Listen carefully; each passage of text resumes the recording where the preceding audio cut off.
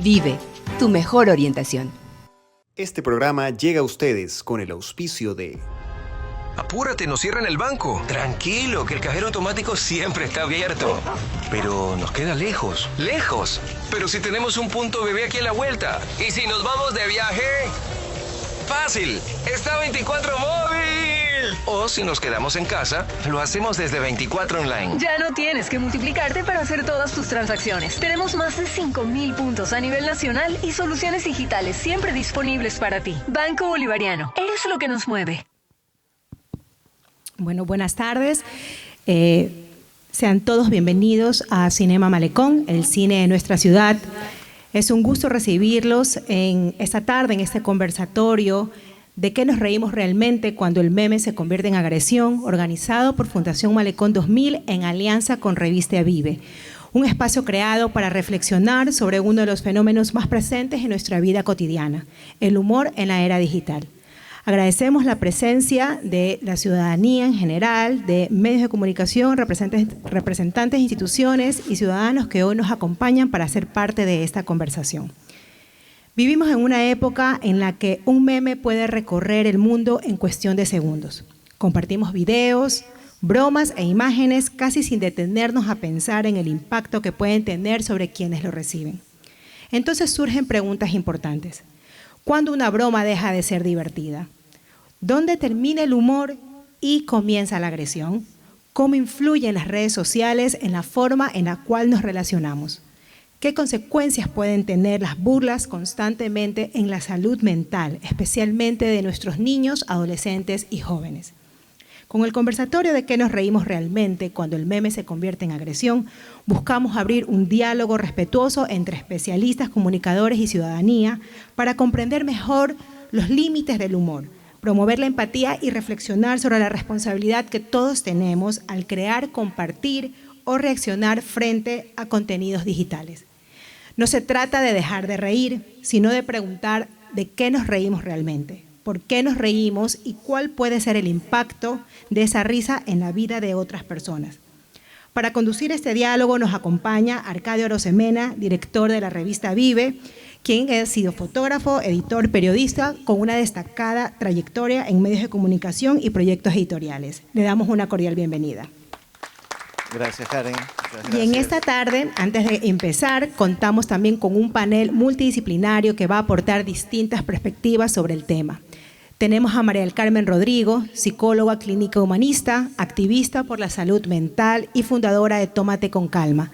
Su trabajo se ha enfocado en el bienestar emocional, el autocuidado y la promoción de una cultura de salud mental a través de iniciativas como la Clínica de la Calle. Un fuerte aplauso para María del Carmen.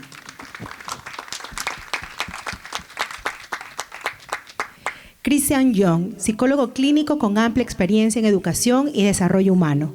Ha trabajado en la formación de niños, adolescentes, jóvenes y adultos con énfasis en la prevención y resolución de conflictos. Bienvenido, Christian.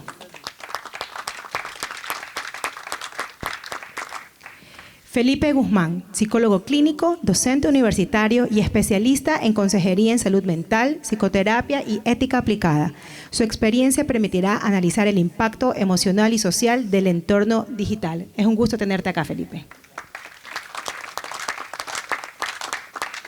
Y para complementar nuestro panel tenemos a Kevin Fernández, pionero del stand-up comedy en Guayaquil y fundador de Lapsus Comedy. Desde el escenario nos va a compartir la visión de quien trabaja con el humor como herramienta de entretenimiento y reflexión, abordando los límites entre la comedia y la agresión. Así que le damos un fuerte aplauso a Kevin y también pues a todo nuestro panel invitado. Bueno, y sin más preámbulos, quiero dejar aquí el escenario en manos de nuestro moderador, Arcadio Arosemena, quien va a conducir este espacio de diálogo e intercambio de ideas. Adelante, Arcadio. Muchas gracias a la Fundación Malecón 2000 por abrir este espacio de diálogo con la ciudadanía que consideramos muy importante. Un poco para poner en contexto el tema, es que en el siglo XX llegó la televisión a los hogares. La televisión, según los psicólogos, trajo el aprendizaje social, trajo el debate sobre la violencia y la desensibilización por todo lo que enseñaba. Incluso George Gerbetner habló del síndrome del mundo cruel, se introdujo el consumismo, se introdujo también los cambios en la dinámica familiar, se habló de una falsa unión familiar, según los expertos, pero también trajo cosas positivas como la empatía, de saber qué es lo que pasaba alrededor del mundo, qué es lo que sucedía. Entonces yo creo que hoy estamos en una nueva etapa, con la diferencia de que ya lo tenemos en nuestras manos. Hoy en día toda esta información, todo esto que nos llega a nuestro celular y nos llega de diferentes maneras, y hay que saber discernir al final del día, y por eso un poco estamos aquí. Yo no sé si todo este antecedente que tuvo la televisión, de todo este acceso que tenemos a la información hoy en día, y quisiera comenzar por Felipe, ¿consideran ustedes que la violencia dejó de sorprendernos? Bueno, yo creo que una de las cosas que podemos pensar fue el meme que circuló en redes sociales con respecto a la selección, cuando perdieron, ¿no? Y todo el problema de esperar a estos niños que justamente tuvieron esta situación compleja de matar a alguien en el aeropuerto. Traer ese meme específicamente me parece interesante, porque quisiera tocar a partir de un autor surcoreano-alemán, Byul-Chul Han. Él habla sobre cómo el tiempo está fragmentado. Entonces, ¿qué pasa con los memes y el tema del scrolling en nuestros celulares? Que básicamente el problema es que no existe una línea temporal, ¿ok?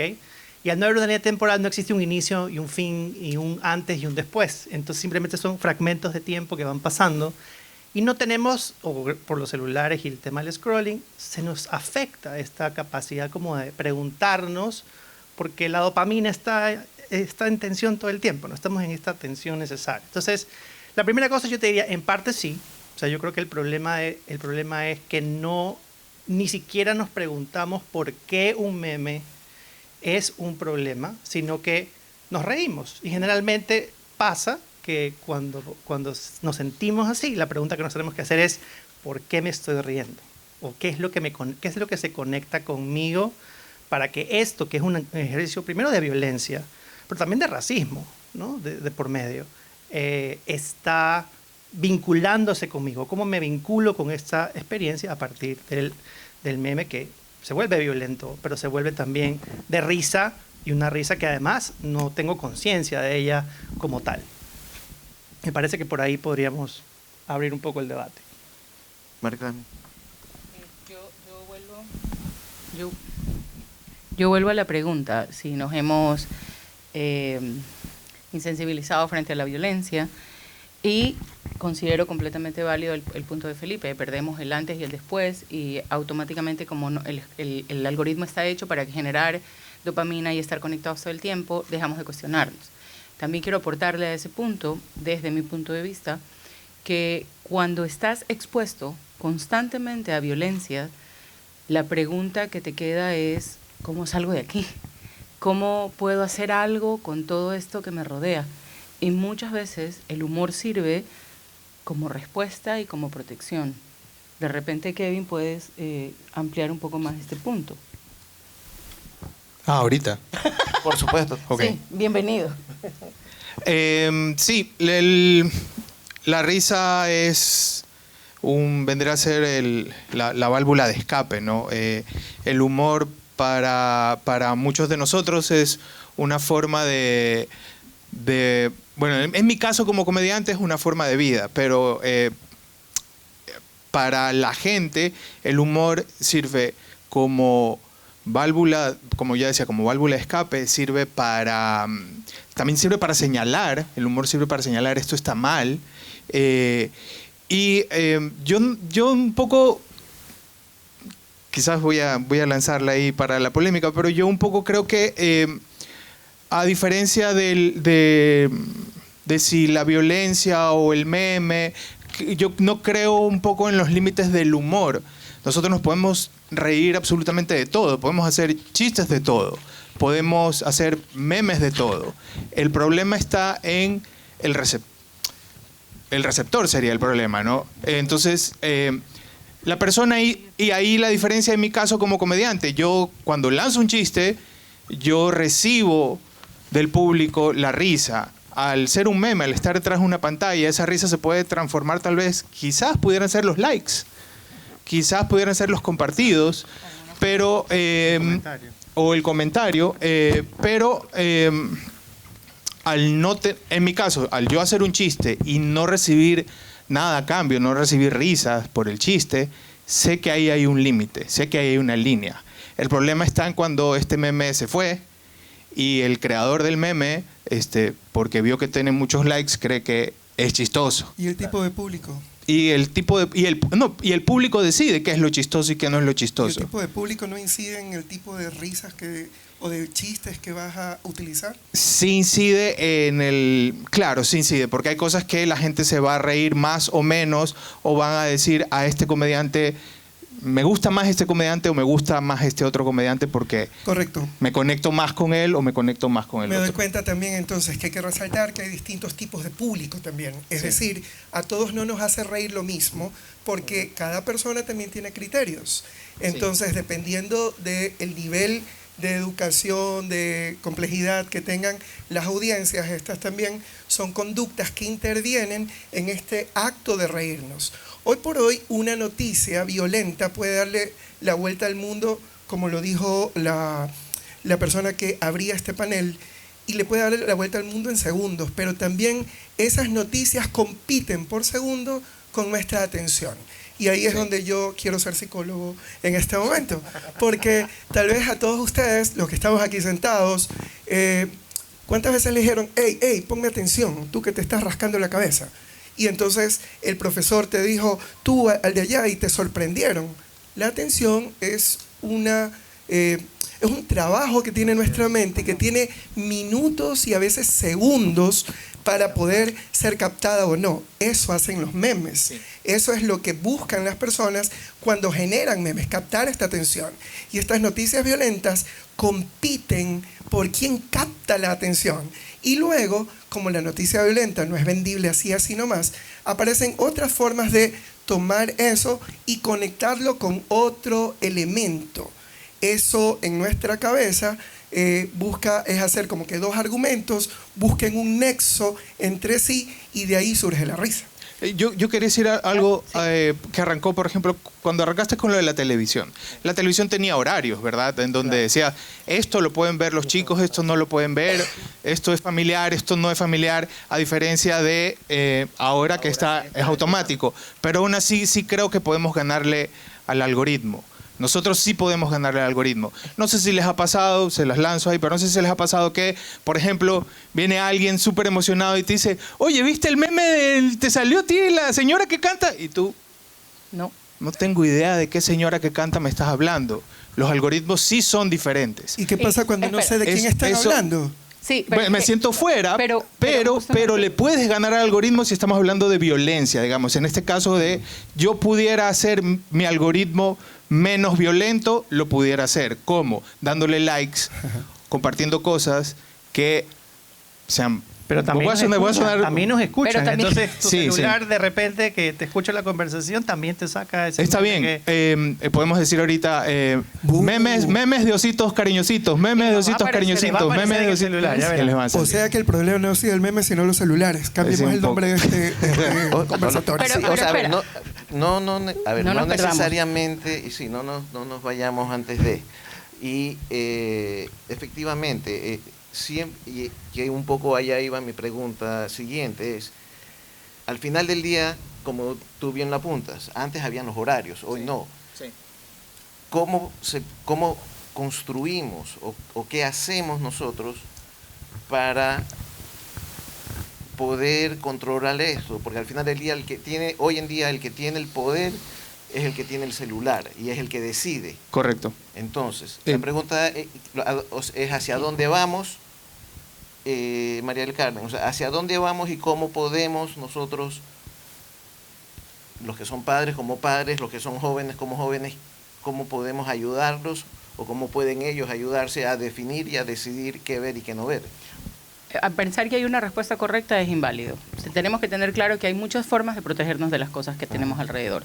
Sin embargo, desde la práctica, desde la teoría, darnos tiempo para saber qué pasa con esto es necesario.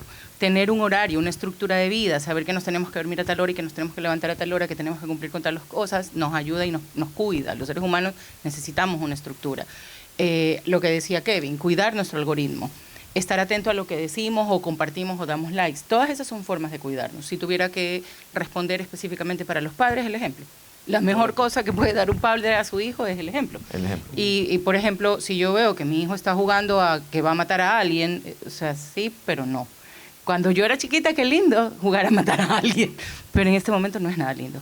Tienes que pensarlo porque es algo que sí, que eventualmente puede pasar. Sí puede ser que un hijo mío esté metido en un problema de bandas y alguien le dispare. Entonces, en este momento que mi hijo juega a las pistolas, no es nada divertido. Yo como padre tengo que tener esa coherencia. Entonces, si a mí me preguntaran qué sería lo primero que yo diría que una persona tiene que desarrollar, estar en este lugar, pues, por lo menos preguntarse de qué me estoy riendo y qué pasa conmigo, para poder desde allí desarrollar una línea en la que me voy a colocar para saber qué consumo. Les abro el panel al resto, ¿no?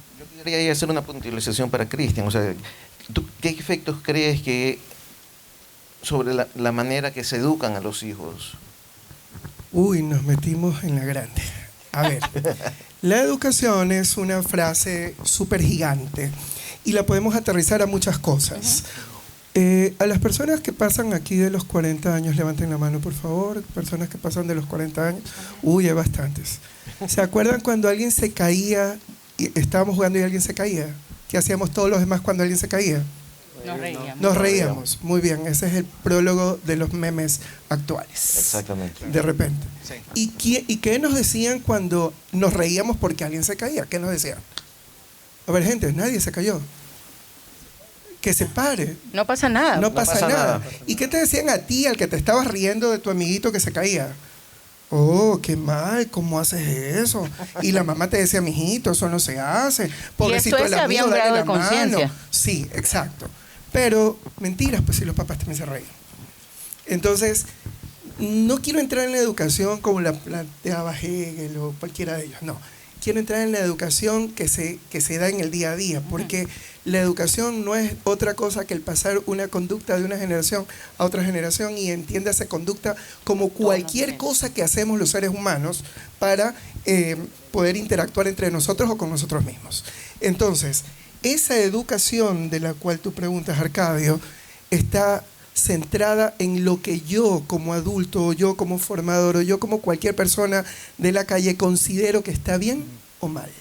Entonces, si para mí está bien ser un bacán y habérmele cogido los 5 centavos a la chica del bar por el canguil, entonces yo soy un bacán. Pero otra persona dirá, no, pobrecita esta chica, eso no puede ser. Entonces voy y le devuelvo.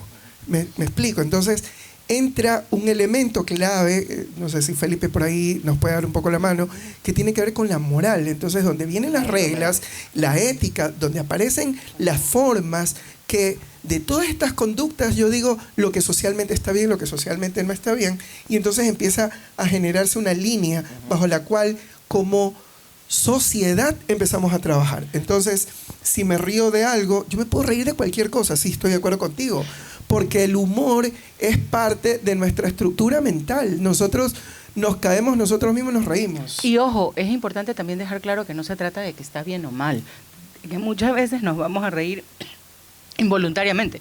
Va a ser una reacción, porque el humor es completamente espontáneo, ¿correcto? Sí. Y desde allí, la pregunta válida es, ¿dónde me paro yo para reírme de qué? Ajá. ¿Usted qué opina? Y yo me pregunto, antes de que tú contestes esa pregunta, ¿qué nos está pasando? O sea, en esta nueva sociedad que ya no se ríe de los mismos chistes que hace 10 años atrás. Correcto. ¿Correcto? ¿Qué nos pasó de ese tiempo hasta acá? ¿Qué nos está pasando? Porque no creo que el meme es el culpable. Creo que es una respuesta como sociedad la que hoy estamos viendo. No, ni el meme es el culpable, ni el humor es el culpable. No, realmente es... las sociedades van cambiando y el público va cambiando y la preferencia del público y la conciencia del público también cambia. Entonces, lo que va a pasar y lo que ha pasado, a mí me ha pasado donde, bueno, yo tengo muchas canas y muchos años haciendo comedia, entonces quizás yo hice al inicio de mi carrera un chiste de lo más ingenuo, más tonto, pero tocaba el tema trans. Y yo vi cómo en un auditorio la gente se mataba de risa hace 10 años atrás, pero a medida de eso, que yo sigo contando el chiste trans, las risas van bajando.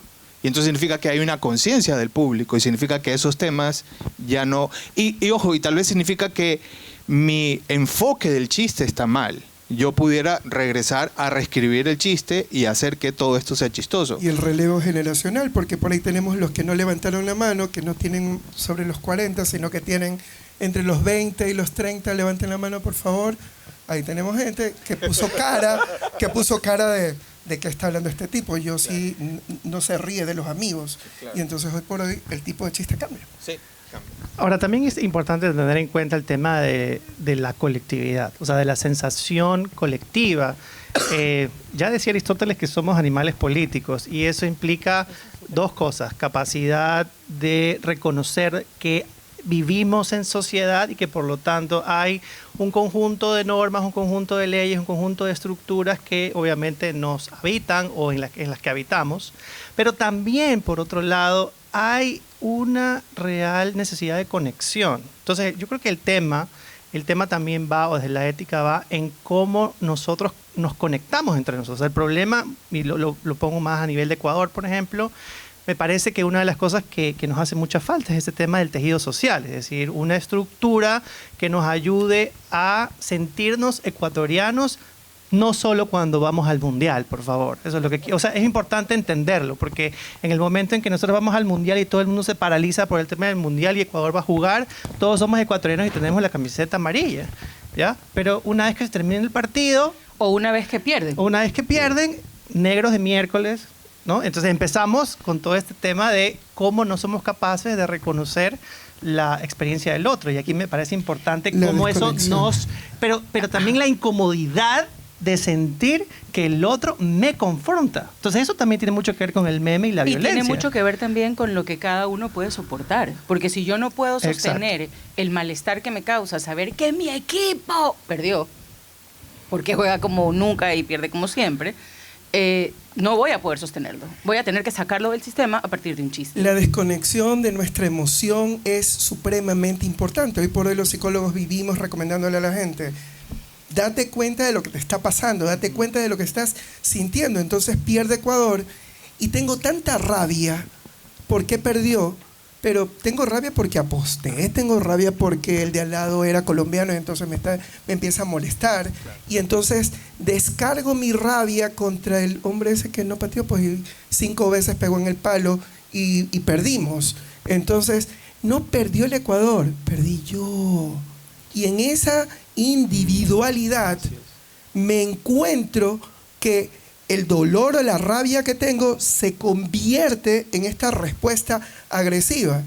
Y como está mal ponerse bravo, ¿verdad, María? Claro, por supuesto, porque ¿cómo te vas a molestar por esa tontería? No, eso es una estupidez. Entonces prefiero ocultarme detrás de hacer reír con esta frase X. Está... Mbappé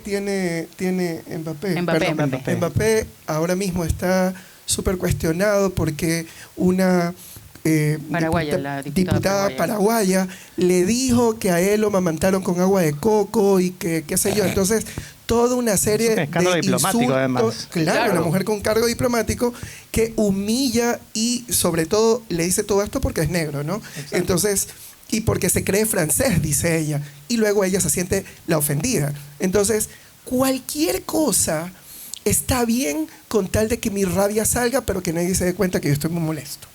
Entonces, solo como para cerrar estas ideas, Kevin, corrígeme, Arcadio. Entonces, el humor sirve en muchas ocasiones, y esto es importante que lo tengamos claro porque desde ahí podemos cuestionar qué estamos consumiendo, como una máscara que nos protege y nos desresponsabiliza, que además nos permite reírnos de cosas que realmente nos pueden estar doliendo. Pero que creemos que son para los demás. Claro, que además creemos que son para los demás porque no hemos logrado aterrizar cómo nos tocan a nosotros. Por eso el meme de los niños criminalizados esperando a Ener con los ramos supuestamente a su llegada, entre comillas lo pongo, rodó por allí. Cuando nos estamos riendo de toda una familia que perdió niños. Cuando un país está perdiendo los niños que están yendo a esperar a otra persona con pistolas. Y cuando responsabilizamos a unos niños y en realidad es el Estado y en realidad es la sociedad la culpable. Sí, totalmente. Justamente eso iba, Felipe, ya que entramos en este tema. ¿A quién realmente le corresponde? ¿Le corresponde al Estado o le corresponde a la sociedad, a nosotros? O sea, en realidad nos corresponde a todos. O sea, a ver, yo creo que no sé si es un tema de culpables. Empecemos por ahí. No creo que haya que decir tal o cual persona. Y en este país estamos totalmente acostumbrados a decir que Correa, que Noboa, que Moreno, que Lazo. Si siempre los que están en el poder son los culpables o siempre los otros son los culpables. Siempre va a ser alguien que no soy yo. Exacto. Entonces, el tema está en que nosotros tenemos que generar esta crítica de lo que está sucediendo en el país. O sea, no podemos decir que los niños, entre comillas, no son responsables de lo que hicieron porque hicieron algo. Correcto. Pero no son responsables en sí mismos de eso que pasó. Porque ¿quién les dio la pistola? ¿Cómo niños de 14, 15 años consiguen una pistola o consiguen un cuchillo? ¿Cómo es posible? ¿Dónde están los papás? ¿Qué pasó con esos papás? Esos papás pueden haber estado esos chicos además amenazados. Hay un tema de que en su zona, no sé dónde vivirán, pero estoy seguro que no hay canchas de fútbol, no hay un sistema de educación decente, no hay un sistema de salud decente, no hay oportunidades de trabajo decentes. Entonces también es todo un conjunto de cosas en este país que necesitamos tenerlas muy en cuenta porque pareciera, y lo digo así porque me parece importante, que no nos damos cuenta que en realidad somos nosotros los que estamos siguiendo y generando esta especie como de círculo vicioso en donde no terminamos de darnos cuenta que nosotros también tenemos parte de esa responsabilidad. Entonces, ese es el tema. ¿Cómo nos damos cuenta? Y en ese tema de la violencia, solamente para finalizar esto, la violencia es una manera radical de expresar algo que nos está pasando y que muchas veces no lo podemos procesar internamente y que pasa ya cuando, o sea, que es la última etapa, el último eslabón de la situación. Yo creo que tiene muchas aristas.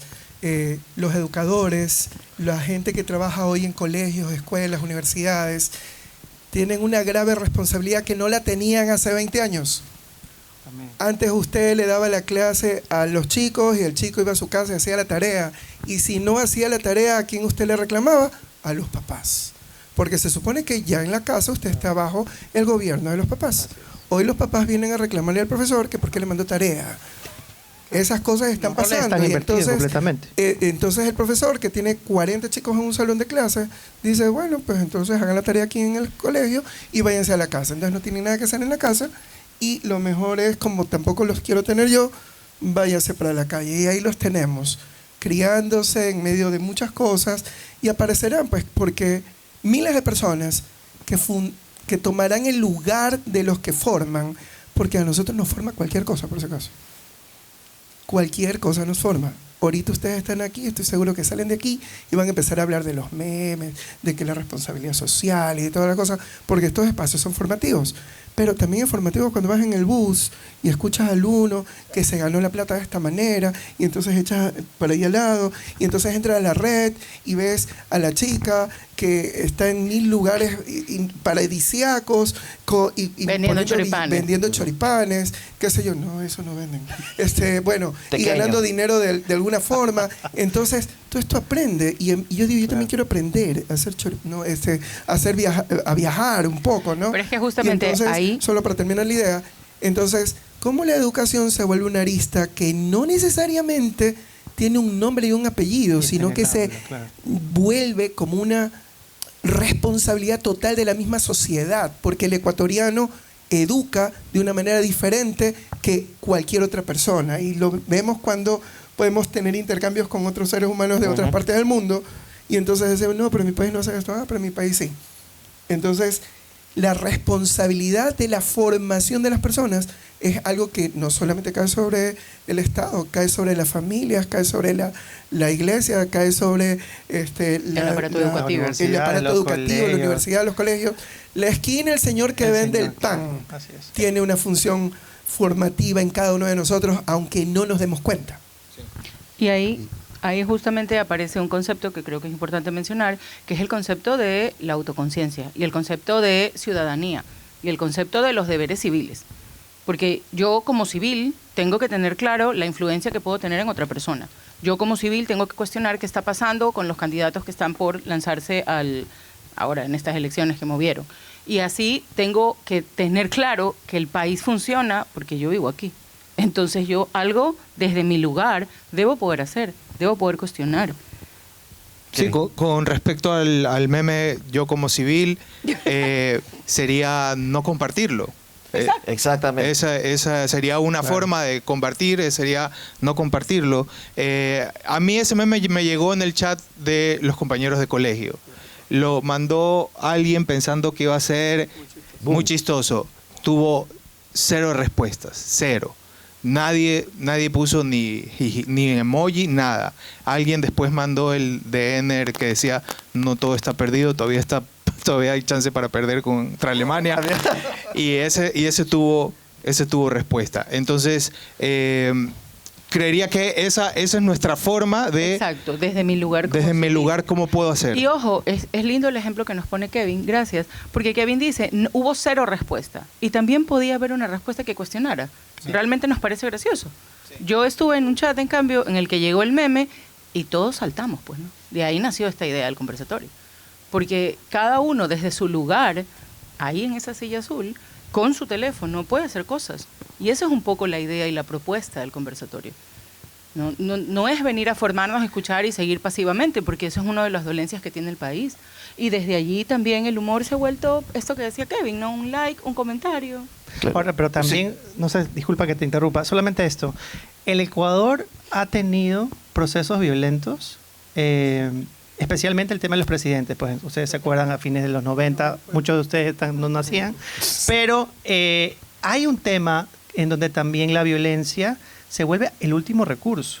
Entonces, el tema es que cómo no hemos aprendido, porque ese es el tema, ¿no? Cómo como sociedad no hemos aprendido, como país no hemos aprendido que ya nos han pasado cosas, y cómo ahora necesitamos fortalecer este tema de la vinculación, o sea, del vínculo, del sentir que el otro de la comunidad está presente, porque entre nosotros podemos hacer las cosas mejor. Yo creo que eso es súper importante para no olvidar nuestra historia. Correcto. Y justamente, y tomando lo que decía Kevin, al final del día, el meme no es el problema. No. El problema somos nosotros. Entonces, en ese sentido, yo quisiera, Kevin, que me cuentes, o sea, cómo distinguir cuando un chiste está ayudándonos a ver esa realidad, o cuando realmente es una indiferencia ante el dolor de las personas.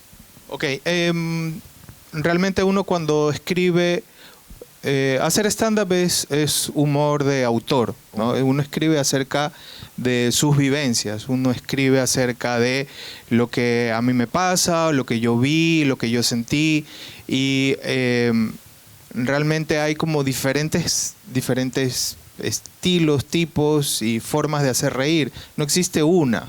No hay una clara, no hay una que yo te pueda decir, esto es lo que tienes que hacer. En el caso del humor, el público es el que decide realmente. No quiero mencionar ningún comediante para no ser odiador de comediantes, pero podemos ver nosotros que hay comediantes que siguen haciendo pues chistes, los mismos chistes de hace 10 años, de crítica, correcto, de que todavía siguen ahí. Pero ahí el problema es, ¿por qué siguen ahí? Porque hay público, porque el público sigue yendo. En el momento en que ellos ven que hay menos público y que hay que cambiar, que es lo que me pasó a mí. En el momento en que yo empecé, bueno, a mí me pasó algo, voy a contar algo un poco más personal sobre este chiste de los trans. Yo empecé a notar que había menos risas con el chiste de los trans, pero a mí lo que realmente me impactó fue cuando mi hijo en la casa, fuera de contexto, absolutamente fuera de contexto, repitió el remate o el chiste de los trans. O sea, como se cayó la revista y dijo, sí, como los trans que se caen, por poner un ejemplo, ¿no? Entonces, a mí me chocó como papá, porque ahí es donde está el verdadero poder del humor, digamos. influyendo en él. Y estoy creando esto que para él es normal burlarse de los trans, por ejemplo. Entonces yo decidí no hacer más el chiste, ¿no? Y tener una conversación con él para explicarle, ¿no? el contexto y el contexto de cuándo es chiste y cuándo es burla. También, porque uno cuando escribe, cuando hace comedia, comedia profesional, ¿no? Estoy hablando de comedia profesional. Cuando uno hace comedia profesional, pues uno no ejerce, no hay juicio de valor, no hay ataque, es lo que yo veo y lo que yo creo que es chistoso, y finalmente el público decide si es o no. Pero no escribo desde el odio, no denigro a la persona. Yo quiero aumentar Sí. algo. Yo cogí unos cursos de stand-up con Kevin. Ajá. Y entonces hacíamos estos talleres de escritura. Y recuerdo claramente que habían como principios, que no sé por qué no los nombras. Y entonces entre los principios estaba que tú no podías utilizar como el irrespeto frente al otro. Era clarísimo que vienen a explicar, cuando tú te estás riendo de alguien, es una burla. Sí. Cuando tú te estás riendo de alguien es una burla. Ajá. Cuando te estás riendo con alguien, es humor. Correcto. Y la línea débil que existe entre si me estoy burlando o me estoy riendo es importantísima que también la veamos. ¿Por qué? Porque el humor acompaña a los seres humanos desde siempre. Pero el contexto yo creo que hace la diferencia. Sí. Si voy a un stand-up comedy, tal vez me río de que cuando yo era chiquito, entonces me pasó esto, y lo cuento y ustedes se van a reír conmigo. Pero en mi consulta, cuando mi paciente empieza a hablarme de su vida y se ríe de él mismo, no es chiste. Ahí es un mecanismo. Trauma. Hay que preguntar. Es mecanismo de además, defensa. Es trauma. Con todas sus letras. Claro. Es trauma. Y entonces yo entro por ahí y le digo, pero ¿te dolió o no te dolió? Sí, pero es que imbécil yo, pues ¿para qué le creí? Y se ríe mientras me lo dice. Y quiero que se den cuenta de lo violento que es lo que está diciendo Cristian. Porque él está poniendo un ejemplo de alguien en consulta. Pero es lo mismo que nos hacemos nosotros cuando nos reímos de los niños criminalizados. El contexto. Entonces, el contexto va a determinar el nivel de salud, por decirlo de alguna manera, sí, de salud mental que estamos desarrollando con este chiste en medio de mi grupo de amigos donde lanzo semejante grosería y no solo pasa con eso, pues están los que mandan chistes pornográficos, los que hacen, correcto, qué sé yo, y entonces nadie se ríe, nadie reacciona. Pero en nuestra estructura actual, todos, no importa si tienes 40 o tienes 20, todos reaccionamos ante todo lo que nos llega todos los días. Te mandan un mensaje y tú reaccionas con un meme, tú reaccionas con un emoji, tú reaccionas con un ok, con un dedito arriba, lo que sea. Sí. Estamos buscando reacciones de los demás, pero involucrando cualquier cosa que haga que me haga sentir a mí que estoy vivo y que estoy conectado con algún ser humano del otro lado. Y cuando no lo recibo, entonces empiezo a elevar este nivel de búsqueda de una conexión que lo que más está diciendo de nosotros mismos como sociedad es el vacío profundo en el que estamos cayendo a veces. Y ahí conectamos entonces con la pregunta con la que inició este segundo momento, que es la importancia de las comunidades, la necesidad que tenemos los seres humanos de estar conectados y cómo muchas veces el humor, incluso no saludable, nos conecta, porque estamos en un vacío. Por eso nuevamente el llamado es veamos desde dónde nos conectamos. ¿Qué puede aportar Felipe o Arcadio? O sea, a mí me parece clave que nos demos cuenta de esta necesidad imperante interna de querer reconocer que algo pasa, pero nuestra incapacidad para darnos cuenta por nosotros mismos. O sea, yo creo que ahí está como la clave. Y me gustó el ejemplo que puso Kevin, porque él pudo ser capaz de reconocer que algo estaba pasando cuando su hijo, es decir, hubo una conexión importante ahí, hizo el mismo chiste en otro contexto, pero eso hizo que él se pregunte qué ha pasado o qué estoy haciendo yo en mi profesión como papá, como ser humano. Esto nos tiene que pasar generalmente en otras cosas y me parece clave lo que estaba diciendo Cristian también, porque muchas veces pasa, y lo veo también en mis clases en la universidad, que empezamos a hablar, por ejemplo, algo que pasó que creo que marca esto, y es mucha gente, muchos estudiantes no sabían qué preguntas en la consulta popular habían y ya sabían la respuesta a las preguntas. Y eso también es violencia. Eso también es una falta de desconexión con la realidad. Eso también es una falta de reconocer que necesitamos un país distinto. Y eso nos corresponde a todos. O sea, es un tema comunitario. O sea, yo sí quiero que esa palabra se quede, porque el Ecuador se ha creado, y si lo ven en la historia también, ¿no? Primero Guayaquil, después Cuenca, luego Pichincha. Es decir, empezamos a ser un país como cortado, ¿no? Y eso se ha mantenido, y la idea es cómo vamos generando un tejido social y una estructura que nos ayude a decir, más que la selección solamente cuando está jugando, cómo hacemos país todos los días. Justamente allá iba, y un poco para allá ir cerrando, y de pronto si alguien tiene alguna pregunta, la van a poder hacer, es ¿qué es lo que queremos como sociedad? María del Carmen, ¿qué necesitamos? Tú hablabas de la comunidad. ¿Qué necesitamos para volvernos una comunidad? Nuevamente creo que no hay una respuesta exacta o idónea. Desde tu punto de vista. Desde mi punto de vista, vista, considero que los seres humanos necesitamos darnos espacios en el día a día. Dejar de vivir presionados por las expectativas que muchas veces no son nuestras. Yo tengo pacientes que llegan y me dicen, es que yo creo que mi vida no es exitosa.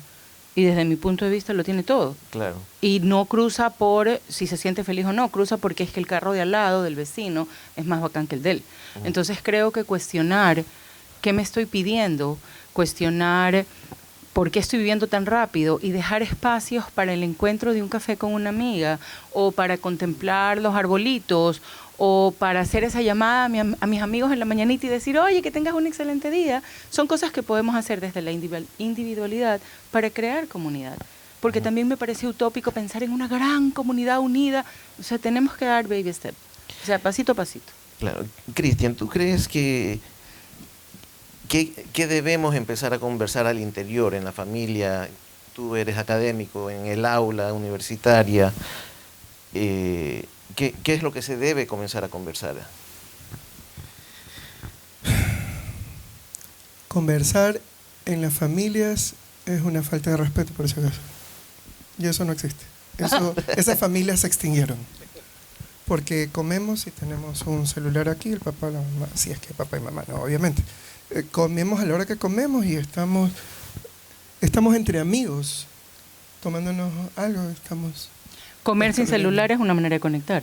Por eso. Ajá, y entonces, ¿qué les recomiendo entonces si la estructura familiar también está corrompida por el silencio, por el dolor, por la desconexión? Entonces, si algo sí tenemos que empezar a hacer, es hacer conexión. Permítete, o sea, hay que recuperar a la espacio. familia. Por favor, es que lo dicen todos los libros de sociología. ¿Cuál es la célula fundamental de la sociedad? Señores, ¿cuál es la célula fundamental de la sociedad? La familia. Pero si la familia se corrompe, se rompe, se deshace, no sé qué va a pasar con el Ecuador, no sé qué va a pasar con el mundo, pero tenemos que buscar la manera de no ser negativos, hacer como que ya no tengo familia, ¿qué me importa? Pero tengo a mi amigo Kevin, tengo a mi amiga María del Carmen, y cuando salgo voy empezando a hacer juntarse. La institución escuela tiene que ayudar a que los chicos dejen las pantallas, por favor. Sí. Gracias a Dios parece que ya han dado detrás eso, están empezando. Sí. Porque la conexión se hacía cuando jugábamos, pues. Ahí hacemos los amigos. Claro. Porque ahí me entero cómo piensas, si eres un tramposo, y nos peleamos, después nos reconciliamos. Y eso nos enseñó a pelearme con el vecino y reconciliarme con el vecino, no mandarle una moto al vecino porque me peleé con ellos, lo siento, pero es que es parte de lo que hemos venido aprendiendo en medio de este aquí. Entonces, ¿qué conversar? Tenemos que conversar acerca de lo que sientes cuando la persona te dijo, eres estúpido. Porque los amigos se tratan así. Ajá. Yo escucho a los adolescentes en mi consultorio, él es un estúpido, pues ¿cómo le vas a haber dicho eso al profesor? Entonces, y el otro acepta el estúpido porque es parte de la conexión. Entonces, miren el tipo de conexión que ya se va permitiendo. Entonces, después, pregúntame por qué los enamorados se caen a golpes, por qué las familias terminan en los juzgados poniendo una orden de alejamiento. se normalizó la agresión porque mi amigo me lo dice. Entonces, tenemos que aprender a hablar de las cosas que sentimos, de lo que vivimos. Tenemos que aprender a hablar de lo que hemos perdido y lo que podemos recuperar. Pero sobre todo, tenemos que empezar a hablar de lo que sí somos. Y de lo que incomoda también, Cristian. Sí, correcto. De lo que sí somos.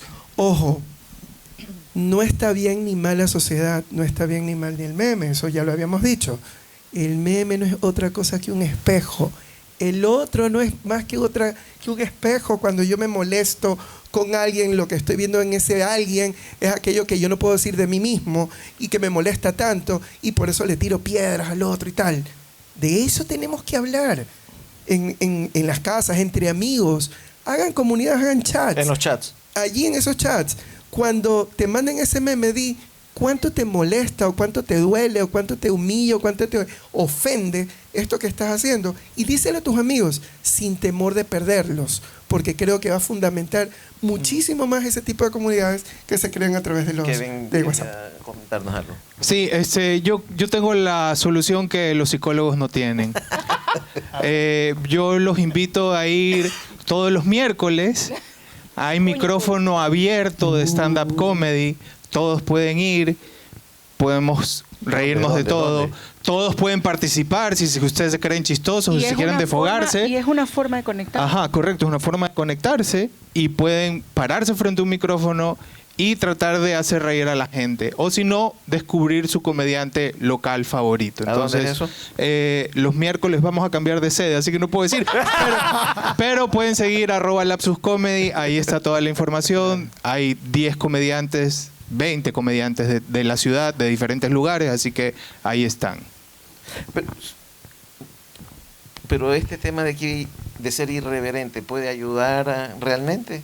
Sí, claro, es necesario. Es necesario. Sí. Claro. Cristian decía, hablen claro. De lo incómodo. Sí. Muchas veces no podemos hablar. Muchas veces tenemos que escribir. Y cuando te subes al escenario, el escenario te permite la posibilidad de ser alguien y de actuar de una manera distinta, que no necesariamente va a servir para burlarte, sino para conectarte, para denunciar. Entonces la escritura también es una forma de conectarme conmigo y de conectar con el resto a partir del uso, en este caso, del humor.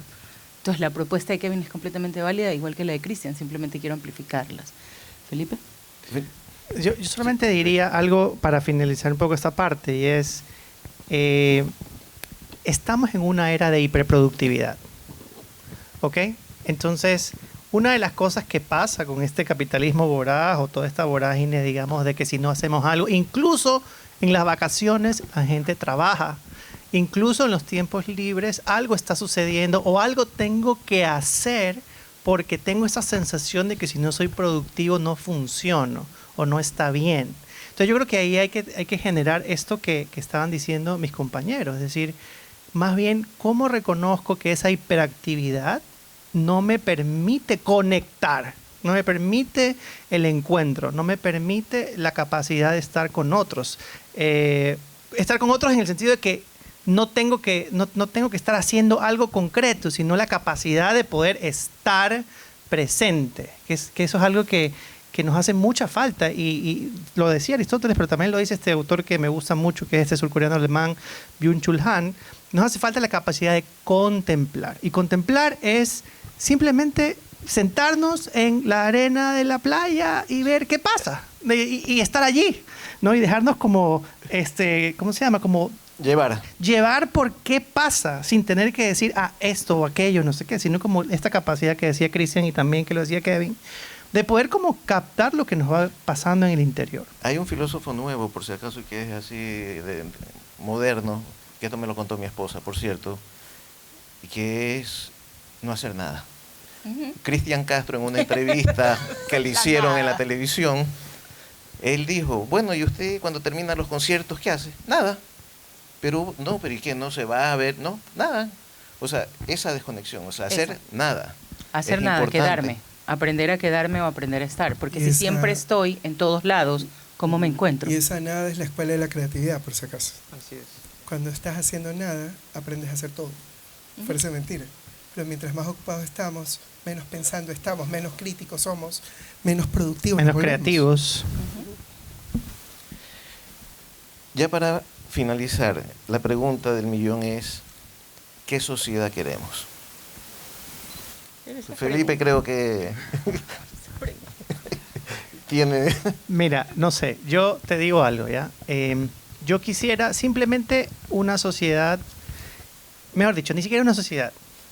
Quisiera seres humanos que con los que yo comparta validen lo que yo siento. ¿Ya? Y cuando digo eso, lo digo desde la perspectiva de la validación es la capacidad de reconocer que algo te está pasando y que acepto eso que te pasa, aunque sea incómodo, irreverente y lo que sea. Es decir, una sociedad en donde esa validación permite conexión. Eso es lo que yo quisiera. María del Carmen. Yo quiero tener 1 millón de amigos. Yo quiero una comunidad. Creo que en la actualidad los grupos pequeños nos funcionan mucho mejor. Y creo que si somos muchos grupos pequeños que compartimos cosas, podemos hacer una comunidad mayor. Entonces, si tú me preguntas a mí cómo es la comunidad que yo quiero una comunidad que pueda mirarse a los ojos. Quiero una comunidad en la que sostengamos juntos los dolores, en las que nos unamos para luchar las cosas, en las que comulguemos desde un mismo lugar remando juntos. No para que las cosas sean maravillosas y se den, sino para que estemos atentos mirando al otro y sostenidos, cuidando al que no puede cuidarse, porque nunca vamos a estar todos en el mismo lugar, porque somos seres humanos, pero sí podemos hacer algo por aquel que no puede estar conmigo, desde un lugar de dignidad. Cristian. ¿Ustedes vieron la Guerra de las Galaxias? ¿Cuál? La república que plantea la Guerra de las Galaxias, están todos los seres de todas las galaxias. Esa es la sociedad que yo quiero. Así todos diferentes, unos son con formas animales, otros tienen formas de cualquier cosa, pero todos respondiendo a su propia individualidad y a la vez generando conexión con el diferente. Porque no podemos entrar en el romanticismo de todos seamos iguales, eso no va a pasar. Eso no existe. Pero sin un Exacto. Palpatine, por favor. ¿Cómo? Sin un Palpatine. Con todos, no importa. Con todos. ¿Por qué? Porque esa diversidad es la que nos hace ser personas. Ahí nos encontramos con nuestra humanidad. Si quiero eso, tengo que respetar las familias de diversos puntos de vista. Tengo que respetar las estructuras sociales diferentes, pero que siempre sea nuestro trabajo interno como cómo voy a hacer que eso que ella está diciendo también pueda ser coherente con lo que yo vivo. Y no necesariamente tengo que validar que sí está bien o está mal lo tuyo, sino que tú eres así y punto. Si alcanzamos ese nivel, creo que ya pueden aparecer todos los extraterrestres. Puede construir más cosas a partir de eso, claro. La utopía. Yo estoy de acuerdo con la diversidad, solo que yo lo veo hacia el lado del stand-up, realmente.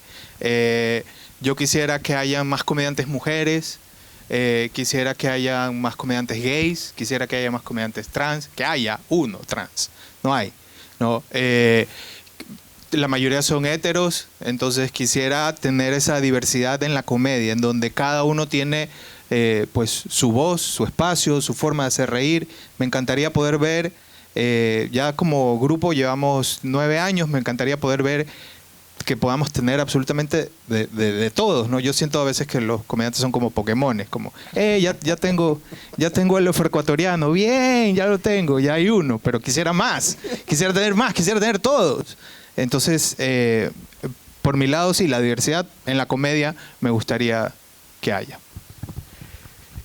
Bueno, pues yo primero quiero agradecerles antes de cerrar. No sé si del público alguien tenga alguna pregunta para estos psicólogos y para Kevin, que no es psicólogo.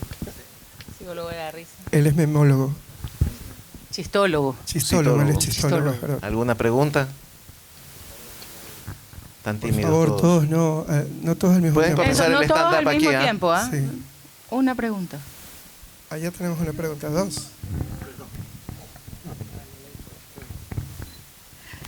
Bueno, primero felicitarlos y agradecerles una vez más, ya con micrófono en mano, por su participación, por el aporte que cada uno nos está brindando. Y frente a esta responsabilidad y corresponsabilidad que tenemos desde el momento en que estamos aceptando un mensaje, un meme, y que de pronto no se queda en mí, sino que lo comparto a mi círculo quizás más íntimo, porque me siento conectada de alguna manera o identificada de alguna manera.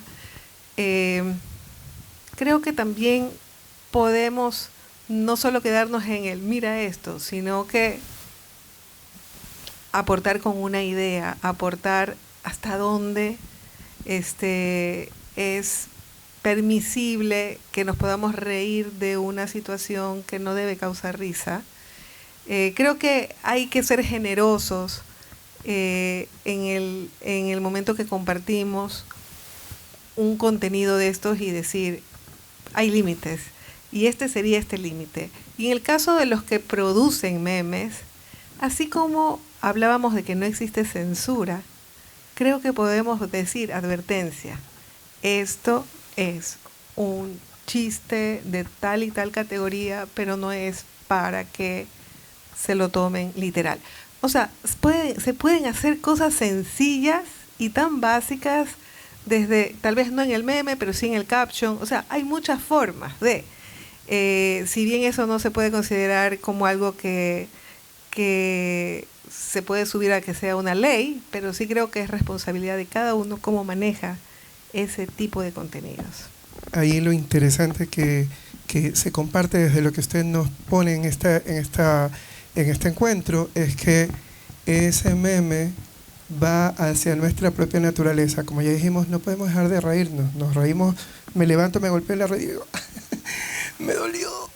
Pero el dolor y el humor se mezclaron, es una cosa rara, ¿verdad? Como que no debería pasar, pero nos pasa, porque somos así. Pero también tenemos ese otro nivel, la criticidad, es donde uno dice, bueno, pues no debería reírme mucho, debería ir a buscar al traumatólogo, me invento. Lo mismo pasa con esos memes. Entonces te agradezco porque has captado como mucho de esto que nosotros esta tarde estamos aquí tratando como de hacer y generar en conciencia de las personas que han venido. Gracias. Sí, muy buenas tardes, un gran saludo a Cinema Malecón, muchísimas gracias por el espacio y esperemos que aquí sea el próximo micrófono abierto, ya que están buscando locación. Algunas cuestiones bastante interesantes, pero me gustaría a lo mejor enfocarme o a lo mejor pedir su criterio respecto al tema de la burbuja cada vez más cerrada y que ahora ya es personalísima que está generando la inteligencia artificial. Cada vez más complaciente, no te dice lo contrario, no te hace no te refuten absolutamente nada. Entonces, en ese sentido, nosotros teníamos a lo mejor de alguna manera una presión moral al compañero que envió un meme agresivo. A lo mejor el silencio también es respuesta, no digamos que el silencio no es respuesta. Pero cuando ya nos centramos con la inteligencia artificial o con los chatbots, el tema se vuelve mucho más denso porque ya estoy básicamente conversando conmigo mismo o con mis complacencias. Entonces se vuelve un poco más difícil en ese momento de hasta qué punto realmente es el humor y hasta qué punto es el trauma que estoy exponiendo. Pues ¿no? Entonces me gustaría a lo mejor tener sus puntos de vista en ese aspecto, inteligencia artificial, humor y violencia. Gracias. Yo he conversado con ChatGPT, te mando saludos por si acaso. No, yo he conversado con ChatGPT. ChatGPT, no sé si ahora, porque ya dejé de hacerlo, pero ChatGPT tiene un bloqueo en cuanto al humor. Si yo le pido chistes machistas, si le pido chistes racistas, el chat te dice, no puedo hacer eso, no puedo escribir eso, eso está mal. Incluso te sugiere, mejor puedes ir por este otro lado. Entonces, la responsabilidad de la gente que creó ChatGPT está ahí, en el caso del humor, digamos. Así como la responsabilidad de uno de generar el meme racista o machista. Bueno, o lo también que fuera. después de las demandas que tuvieron sobre el tema, porque... Sí, hay formas de saltarse, obviamente. Sí, el de Elon Musk, sobre todo, ajá. Sí, pero nada, tan fácil como no lo uses y usa otra cosa o conversa con alguien y se acabó. El tema es el criterio, ¿no? Sí. El tema es el criterio. O sea, yo creo que allí hay algo que no le podemos dar a la inteligencia artificial y es criterio.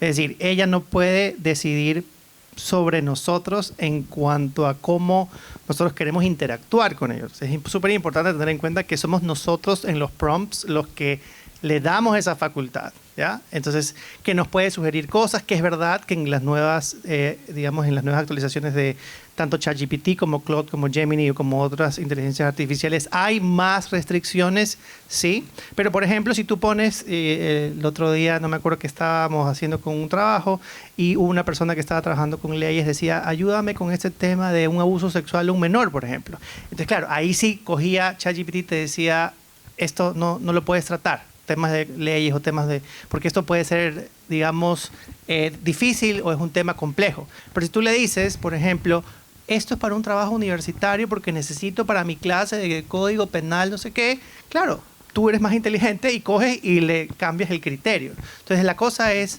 uno, ¿qué es lo que... Tal vez la pregunta de fondo es, ¿qué buscas? O sea, yo creo que todos buscamos cosas con ChatGPT o con cualquier inteligencia artificial. Primero, ¿qué buscas? Segundo, ¿qué criterios le das tú a la inteligencia artificial para que te responda no solo lo que tú quieres, sino también le puedes poner en el prompt, quiero que me des criterios en contra de esto? Entonces, eso también es una responsabilidad ética nuestra de cómo nosotros queremos acercarnos a una herramienta como estas, pero al mismo tiempo ser capaces de decir, ok, está en nosotros también tener esta capacidad de decir hasta dónde esta información, cómo yo la filtro, cómo yo sé que esto es verdad, cómo yo sé que estas situaciones realmente están siendo reales. Entonces, ahí también hay otro tema muy importante. ¿Cómo es tu nombre? Alfredo.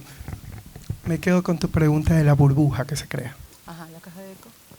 Porque al final del día aumenta nuestro ego porque te dice, qué buena pregunta que estás haciendo, qué chévere, no sé qué. Y hoy por hoy hay gente que tiene de amigo a ChatGPT, le pregunta todo. Todo. ¿Qué le puedo comprar a mi esposa? Tienen alter egos también. Y entonces te dice, puedes comprarle esto o esto o esto. Y al final vamos despersonalizándonos, que es un poco lo siguiente que la siguiente pandemia que viene es la despersonalización.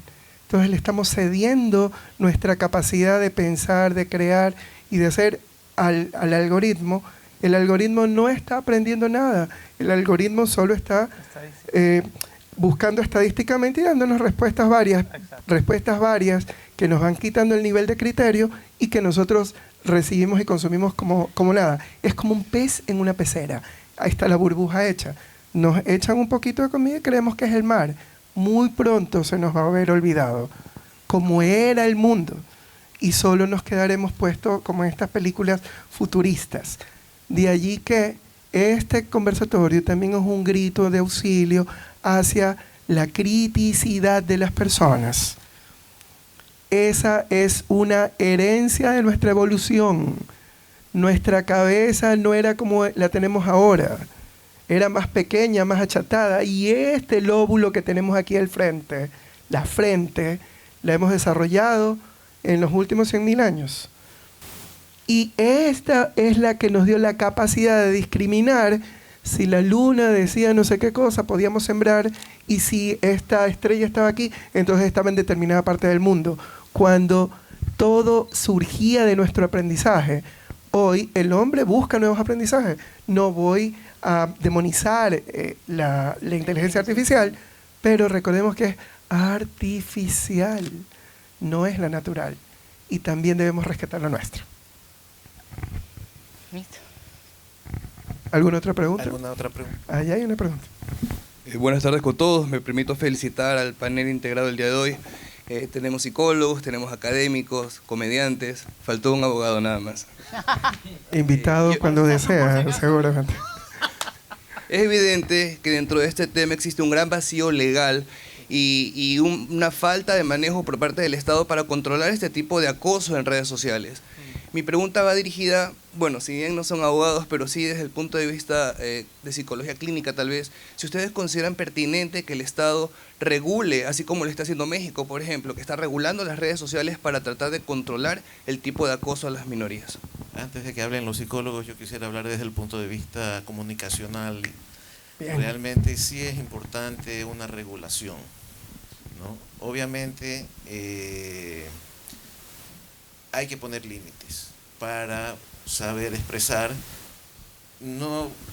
para no entrar en temas y profundizar mucho. Yo creo que sí es necesario.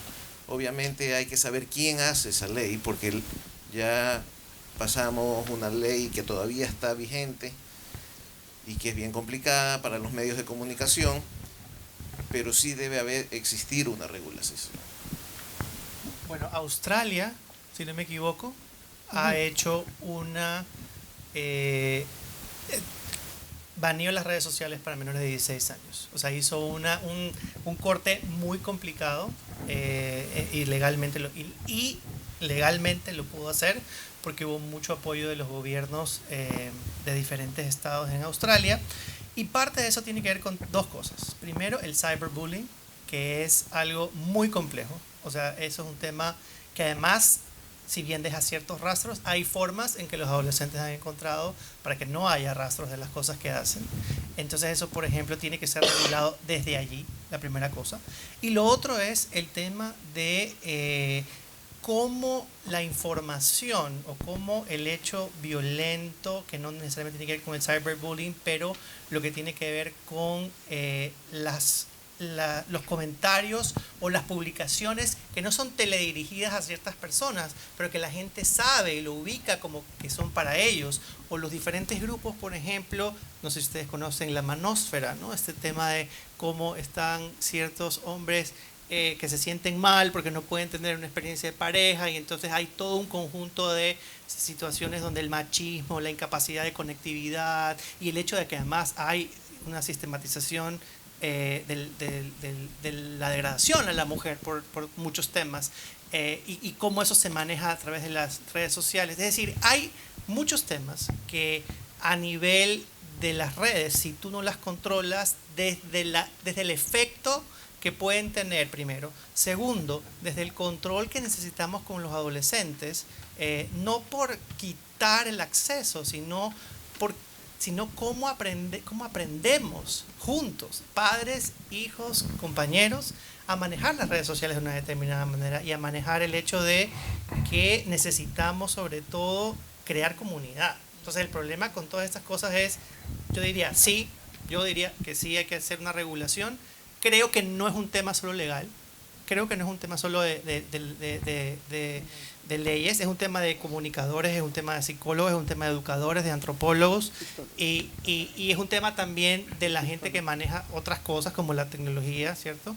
Pero no sé, yo entiendo que en Ecuador están haciendo eso, ¿cierto? Están queriendo sacar una ley. Sí. Ahora, no sé cuál es el debate de las universidades allí, por ejemplo, porque eso también tiene mucho que ver con eso. Bueno, pero ni tampoco sé cómo el Ecuador está tratando y manejando ese tema. Pero yo creo que hay que pensarlo desde allí. Yo creo que te agradezco la pregunta, gracias por involucrar este tema de las leyes. Fíjense que la ley es lo secundario, lo primario es la situación. Entonces, la vida es la que se va haciendo ley, entonces ahí surge el espíritu de la ley que dice, bueno, vivimos esto, se nos pasó la mano con esto, tenemos que poner una línea. Muy bien, gracias por poner ese elemento en medio de este conversatorio. ¿Por qué? Porque desde ahí también tenemos que aprender a discutir nuestras libertades. Ya estamos pidiendo la ley, quiere decir, estamos pidiendo el freno.